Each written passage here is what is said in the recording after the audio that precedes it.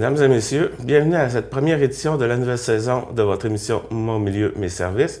Aujourd'hui, nous allons faire un rappel des services du Centre d'action bénévole Gascon-Percé. Et pour nous en parler, je suis en compagnie de Jacques Langelier. Monsieur Langelier, bonjour. Salut Jean-Denis. Faisons un petit rappel des services du centre. Oui, en quelque part, ce qu'on va faire aujourd'hui, c'est un rappel de certains services. Parce qu'il y a plusieurs services au Centre d'action bénévole. Mais quand on commence l'année, on aime bien faire un rappel sur quelques-uns des services qui sont les plus demandés.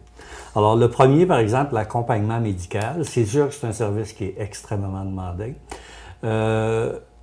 Je vais expliquer le service, puis je vais mettre deux petites choses là, plus claires là, pour l'ensemble de la population.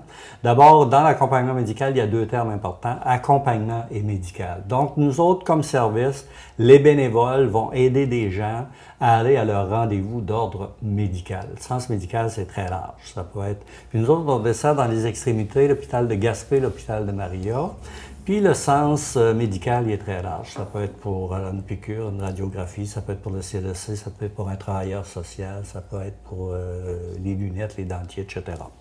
Alors, ce qui est important, c'est que c'est le médical. Donc, on ne nous demande pas de faire des commissions, ce n'est pas des commissions, c'est de l'accompagnement médical. Le deuxième terme important, Jean-Denis, c'est l'accompagnement. L'accompagnement, c'est vraiment aller chercher la personne à la maison, lui fournir l'aide possible pour embarquer dans la voiture si elle a besoin d'aide à ce moment-là, l'accompagner justement au rendez-vous, à l'endroit exact où elle va. Ça veut dire que si je vais à l'hôpital, moi, puis je vais en médecine de jour, le bénévole, dans son mandat, prend le monsieur ou la madame, l'accompagne au centre de jour. Et quand le monsieur ou la madame est pris en charge par le personnel du département, à ce moment-là, le bénévole ou la bénévole attend que la personne ressorte. Et il raccompagne cette personne-là à l'endroit où il l'a prise, c'est-à-dire à sa maison. Ça, est-ce que c'est limité uniquement à la région Chandler-Percé ou, admettons, quelqu'un a un rendez-vous à l'hôpital de Maria? Oui. Okay. Oui. De plus en plus, c'est sûr, la population est vieillissante. Puis de plus en plus, on voit des gens qui ont des problèmes de cataracte. Alors, cataracte, ça se fait soit à Maria, soit à Gaspé. À ce moment-là, ça, on a un règlement spécial là-dedans à cause des budgets qu'on a. Parce que souvent, les cataractes, tu peux aller une fois pour un examen, une fois pour l'opération, le lendemain, un suivi, et ça continue pour les deux yeux. Ça fait pas mal de rendez-vous et pas mal d'argent pour un budget comme le nôtre. Alors, on a passé une réglementation qui dit on peut offrir le service parce qu'il y a toujours un montant d'argent à payer. Alors, on peut offrir le service à ces gens-là, les bénéficiaires, 2 fois à un taux relativement assez abordable. Pour les autres fois, parce qu'habituellement, c'est 3 fois qu'on s'est rendu compte, rarement 4, mais 3 souvent, à ce moment-là, on va dire oui, on peut vous offrir la ressource bénévole, mais au lieu de 13 $, ça va être 26 $. Parce qu'on n'a pas le choix, on n'a pas d'argent. Mais, règle générale, les gens embarquent là-dedans, ça, il n'y a aucun problème avec ça. Et ce que je voulais vous dire pour l'accompagnement, c'est que c'est très important parce qu'il y a des gens, puis ça, on n'a pas besoin d'avoir 100 ans pour ça, là. Je veux dire, on peut avoir 25 ans pour être nerveux, c'est sûr, quand on vieillit, on perd un petit peu de l'autonomie des fois. Puis quand tu arrives de l'hôpital, avec tous les changements qu'ils ont, à un moment donné, le médecine de jour est changé de place, la radiographie est changée de place, le laboratoire est en haut, il est rendu en bas. Alors ça crée une certaine appréhension, une certaine anxiété chez les personnes. Et l'accompagnement fait que, justement, ces personnes-là n'auront pas à vivre ça. Parce que nous autres, on rassure ces gens-là en leur disant, le bénévole va aller vous chercher, vous n'avez pas à vous inquiéter de ça, il va vous accompagner à l'endroit exactement où vous allez. Alors l'accompagnement prend tout son sens dans cet aspect-là. Un beau service que vous offrez de pouvoir justement les déplacer sur un bon territoire comme ça, oui, pareil. Oui. C'est sûr, quelqu'un qui part de Percé, non, il ne partira pas de Percé. Disons qu'il part de Grande-Rivière puis s'en va à Gaspé, quand même un bon bout de se faire opérer pour cataracte puis attendre. Alors, le bénévole a tout un mandat là-dedans. Mais ça se réalise très bien, heureusement. Il y a 2 choses que je veux rappeler là-dessus. On nous appelle souvent pour dire, moi, j'ai donné tant d'argent aux bénévoles, comment ça se fait, puis je suis obligé de payer tant en plus. Mais là, c'est pas ça. Là. L'argent qu'on donne aux bénévoles vient directement au Centre d'action bénévole. Nous autres, les argents qu'on reçoit, par exemple, moi, je suis bénévole, j'accompagne M. Leblanc pour aller au CLSC Chandler, il me remet 4 $. Le 4 $, je le remets au Centre d'action bénévole, qui, lui, va remettre ces argents-là dans les services. Ce qui veut dire que je vais pouvoir faire beaucoup plus d'accompagnement médical et je vais aller sur ma liste d'attente, par exemple, de la popote roulante, dont on va parler dans un instant, pour dire maintenant, j'ai des fonds, je peux me dire à monsieur, madame, on peut vous intégrer dans les services de popote roulante. Alors ça, c'est de l'argent qui est réintégré et réinséré dans les centres d'action bénévole. Alors, c'est sûr que ça, c'est la première chose. La deuxième chose que je veux rappeler, c'est, ça se fait règle générale, mais de ne pas oublier d'appeler à temps. Bon, à temps, ça veut dire au moins 24 heures, 48 heures d'avance. Ça, c'est sûr et certain. Si vous m'appelez le matin à 8h30, me dire j'ai un rendez-vous à 11h, ils viennent de m'appeler, il faut que j'aille à l'hôpital, c'est pas sûr que je vais pouvoir offrir le service. Parce que les bénévoles sont déjà tous engagés. Ça fait qu'il faut prévoir le plus possible. Question de pouvoir justement appeler un bénévole pour pouvoir se préparer. Mieux planifier aussi. Puis souvent, ils vont me dire, ouais, mais l'hôpital vient de m'appeler, c'est pas de ma faute. On comprend que c'est pas de leur faute. Mais moi, mes bénévoles sont tous engagés. Parce que c'est fait depuis 24 heures, 48 heures. Ça fait que de plus en plus, on a corrigé ça, mais je rappelle aux gens qu'il est important, aussitôt que vous avez l'appel, soit d'une clinique médicale, d'un CLSC, de l'hôpital, peu importe, de nous appeler immédiatement. Puis il y en a qui me disent, ouais, mais je l'ai, mais c'est juste dans 15 jours. Vous appelez tout de suite. Plus vite on le sait, plus vite on l'organise. Un autre de vos services, c'est la fameuse popote roulante. Vous en avez parlé La fameuse popote roulante, j'aime bien ton expression, fameuse popote roulante, puis tu vas me voir venir assez vite là-dedans. D'abord, c'est toujours un service qui est très populaire parce que ça rend service à des personnes qui sont sans ressources, des personnes qui ont aussi des ressources mais qui ne sont pas disponibles, des personnes qui sont en perte d'autonomie. Puis tous les services qu'on offre, comme peu importe l'endroit, là, on peut y nommer la MRC Rocher-Percé, c'est toujours pour maintenir une qualité de vie de ces personnes-là à domicile. La popote roulante, je le précise, ça ne peut pas faire l'affaire de tout le monde. Puis je vais vous dire pourquoi. Parce que la popote roulante, c'est un service de repas. D'abord, il y a la soupe, le mets principal, le dessert. Des repas qui sont préparés par un traiteur qui va aussi s'organiser pour que les repas soient en fonction de personnes âgées, c'est-à-dire une digestion peut-être un petit peu plus lente, une pression artérielle un petit peu plus élevée. Mais c'est sûr, il ne servira pas de frites, de pizza, des choses comme ça, là. Mais c'est sûr qu'il ne peut pas faire des menus spéciaux parce qu'on en a 100 là, par 2 jours. On peut en avoir 300-400 par semaine, là. Alors, il ne peut pas faire des menus particuliers pour tout le monde. Alors, moi, si je vais te rencontrer, tu me dis, moi, la popote, ça m'intéresse, mais je n'aime pas les petits pois. Le blé d'Inde, je ne le digère pas. Le riz, ça me constipe. Je suis pas capable. Puis les fraises, là, ça, quand je mange ça, je suis malade. Ça veut dire qu'on ne peut peut-être pas vous offrir le service. Donc, il n'y a pas de commande spéciale, si on veut. Non, il n'y a pas de commande spéciale parce que le traiteur, imagine que toi, tu es traiteur, tu as 100 repas à préparer pour 2 jours, mais tu ne peux pas dire, Pierre, oh, il n'y a pas de petits pois, on a dit petits pois. Luc, non, ça ne se fait pas, c'est impossible. Ça fait que ce qu'on dit à ces personnes-là, on ne dit pas, ben, il n'y a pas de popote, on ne peut pas vous l'offrir, puis organisez-vous avec. Il y a aussi une autre place où on peut aller qui s'appelle l'Association des aînés. Et ces personnes-là se déplacent à domicile, puis ils vont dire, bon, ben, Jean-Denis, maintenant, dis-nous ce que tu aimerais manger. Ah, moi, j'adore les chops de porc, j'adore le pâté chinois. Ben, c'est ça qu'on va te faire. Alors que la popote roulante, ben, tu vas prendre le repas parce que, règle générale, les gens mangent à peu près de tout. Alors, les gens vont recevoir le repas de la popote roulante, puis ils vont être contents du repas de la popote roulante. Parce qu'ils mangent à peu près de tout. Fait que c'est pas compliqué. Puis ça fonctionne comment? La personne qui voudrait profiter de ce service-là, est-ce qu'il doit appeler, je sais pas moi, une semaine d'avance? Non, aussitôt qu'il décide, on a souvent des références, CLSC, de l'hôpital. Ça peut être la personne qui appelle puis qui dit, garde, moi je vis tel contexte, j'aimerais avoir la popote roulante. On prend toutes les coordonnées, puis on s'assure que la personne mange à peu près de tout. Puis aussitôt qu'elle a fait la demande, elle peut recevoir le repas dès le lendemain, si c'est livré dans sa municipalité. Et chaque repas coûte $. C'est livré par des bénévoles. Alors, comme je t'ai dit, il y a la soupe, le mets principal et le dessert. Puis c'est livré vers 11h15, 11h30. Donc, le repas arrive relativement très chaud. Quand je dis relativement, il peut être chaud au lieu d'être très chaud. Mais les gens ont tous des micro-ondes, fait qu'il n'y a aucun problème avec ça. Fait que ce qu'il faut retenir de la popote roulante, c'est un service qui est très apprécié, mais qui peut ne pas faire l'affaire de tout le monde. Alors, quand on m'appelle et on me dit, ben non, moi, j'aime pas ci, j'aime pas ça, je peux pas, on comprend tout ça. Mais nous autres, on ne peut pas offrir le service à ce moment-là. Ça, la popote roulante, c'est préparé où, ça? Ça, c'est préparé, tu vois, à Gascon. Ben, pour notre territoire, là, on a le sieur de Pabeau jusqu'à Pabeau. Puis Grande-Rivière, on a le restaurant Le Coq d'Or. Alors, ils font des pieds et des mains, ce monde-là, pour adapter le repas à des personnes qui ont certaines problématiques de santé, mais qui réussissent quand même à manger presque tout. Ouais, c'est bien que des restaurants comme ça implique... Ça implique, puis drôlement, puis quand je parle de restaurant, je parle pas juste du propriétaire du restaurant avec qui on a passé un contrat, mais de tout le personnel aussi qui est là, qui prépare les repas, puis c'est très, très bien présenté. Nous autres, on a vu, on en commande pour nous autres des fois pour voir si la qualité continue, puis on aime ça aussi, là.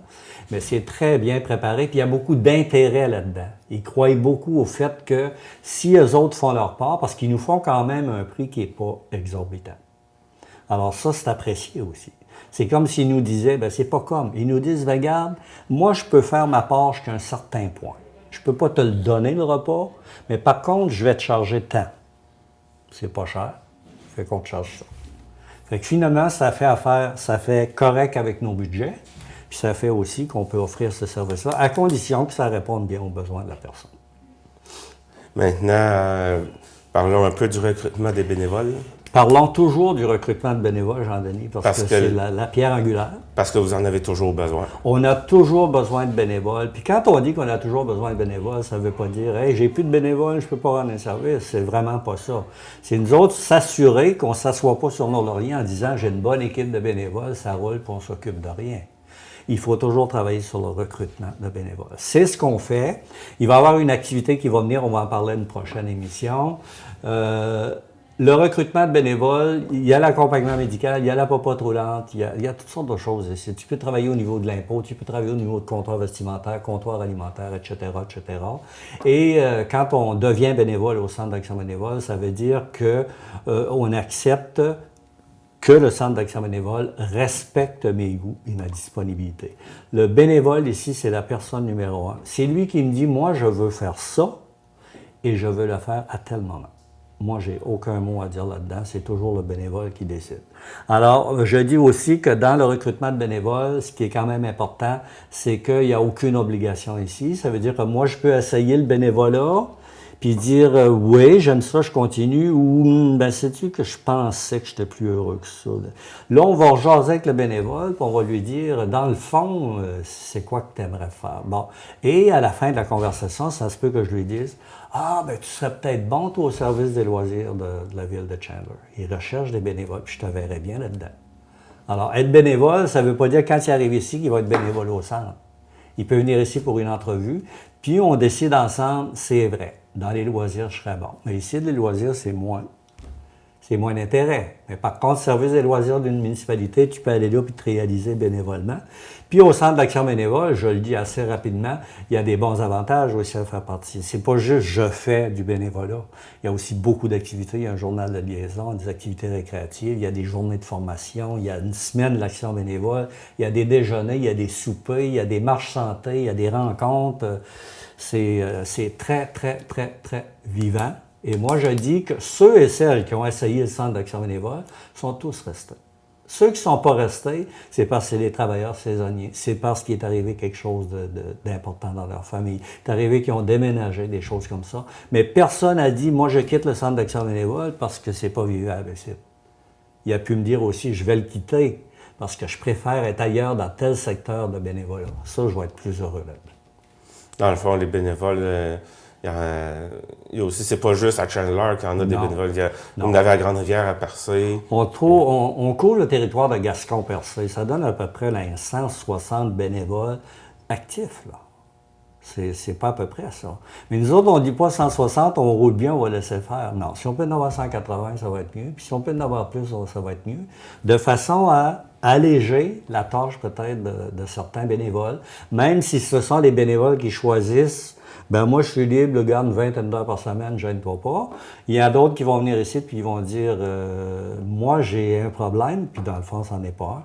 Moi, je suis libre le mercredi après-midi seulement. Mais c'est parfait. C'est le bénévole qui décide. C'est pour ça que le bénévole, il est bien ici.